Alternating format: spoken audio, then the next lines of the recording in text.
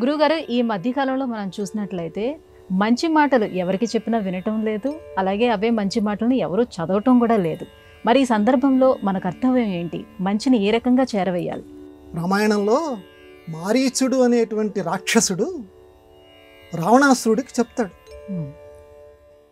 రే నువ్వు బంగారు లేడి వేషం ధరించి సీతమ్మని మోహపెట్టరా, నిన్ను చూసి ఆవిడ మోహపడుతుంది, తీసుకురమ్మంటుంది, అప్పుడు రాముడు లక్ష్మణుడు లేని సమయంలో ఆవిడ నేను ఎత్తుకెళ్ళిపోతాను, నువ్వు లేడిలాగా దూరంగా వెళ్ళిపోవాలి, ఆవిడ్ని సంతోషపెట్టాలన్నాడు.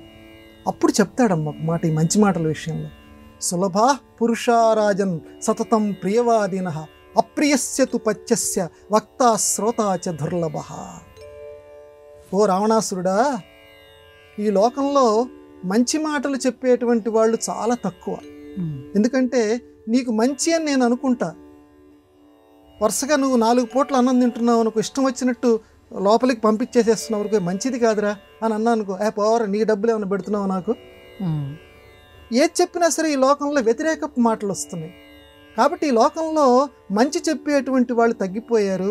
ఓ రావణాసురుడా, నీకు నేను మంచి చెప్తున్నాను, రాముడు అంటే మామూలు వాడు కాదురా, ఆయన కొట్టినటువంటి దెబ్బ మామూలు దెబ్బ కాదు, నాకు ఆ యజ్ఞం రక్షించేటువంటి సందర్భంలో నీకు మంచి చెప్తున్నాను నాయన, దయచేసి ఆ రాముడి జోలికి వెళ్ళకు, నేను చంపేస్తానంటాడు. సరే నీ చేతుల్లో చావటం కంటే రాముడి చేతుల్లోనే ఆ లేడి రూపంలో చచ్చిపోతానని మారీచుడు వెళ్ళిపోతాడు. ఇక్కడ ఏం చెప్తాడంటే, ఈ రాజా, ఈ లోకంలో మంచి మాటలు చెప్పేటువంటి వాళ్ళు చాలా తక్కువ, కానీ ఈ లోకంలో నిజమైన హితుడు ఎవరంటే తనకు కష్టం కలిగిన ఎదుటివాడికి మంచి కలగాలని చెప్పి ఎవడైతే ఉంటాడో, ఎవడైతే మంచి మాటలు చెప్తాడో వాడే ఈ లోకంలో నిజమైనటువంటి స్నేహితుడు. కాబట్టి మంచి మాటలే చెప్పాలి.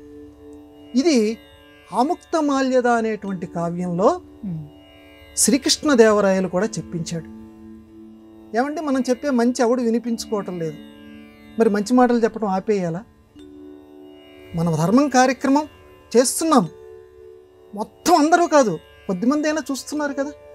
మన ధర్మం కార్యక్రమం అంటే మంచి కార్యక్రమం మనం చేస్తున్నాం, లోకంలో బాగా వ్యాప్తి చెందాలి అని. అలాగే మంచి మాటలు చెప్పాలి. మంచి మాటలు మనం చెబుతూ ఉంటే అది ఎందుకు చెప్పాలి అని అంటే, దాసరి బ్రహ్మరాక్షసుడితో చెప్తాడు, నేను నీకు మంచి చెప్తాను, నేను చెప్పిన మంచిని నువ్వు వింటావని కాదు. ఒరే వీడేవాడరా కోన్కిస్కాగాడు, నేను చెప్పిన మాట వింటాడా అని నువ్వు అనొచ్చు, కానీ నేను చెప్తున్నా నీకు, ఇదే మాట వాడతాడు. ఇంత తేలిగ్గా నన్ను భావించవచ్చు, కానీ ఎందుకు చెప్తానంటే మనం మంచి మాట చెప్తుంటే దేవుడు సంతోషిస్తాడు. అది ఇక్కడ నేను చెప్పదలుచుకుంది. మనం ఇతరులకి మంచి మాట చెబుతూ ఉంటే దేవుడు సంతోషిస్తాడు.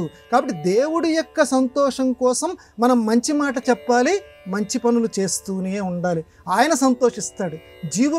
జీవుడు సంతోషిస్తాడా లేదా పక్కన పెట్టండి, దేవుడు సంతోషిస్తాడు. దేవుడు సంతోషించి నీకు శుభాలని, నీకు నీ కుటుంబాన్ని ఆశీర్వదిస్తాడు, మంచి చేస్తాడు. కాబట్టి దేవుడి కోసం మనం ఎప్పుడూ కూడా మంచి మాటలు చెప్పాలి, మంచిని ఆచరిస్తూనే ఉండాలి అని ఆ దాసరి బ్రహ్మరాక్షసుడితోటి చెప్తాడు.